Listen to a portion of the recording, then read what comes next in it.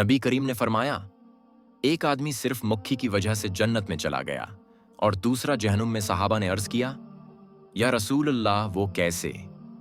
नबी करीम ने फरमाया, दो आदमी एक कबीले के पास से गुजरे। इस कबीले का एक दस्तूर था कि वहां से गुजरने वाला हर शख्स उनकी मूर्ति पर चढ़ावा चढ़ाए बगैर नहीं गुजर सकता था। चनांचा इनमें से एक शख्स को कहा गया कि इस बुत पर चढ़ावा चढ़ाओ। इसने कहा कि मेरे पास ऐसी कोई चीज नहीं।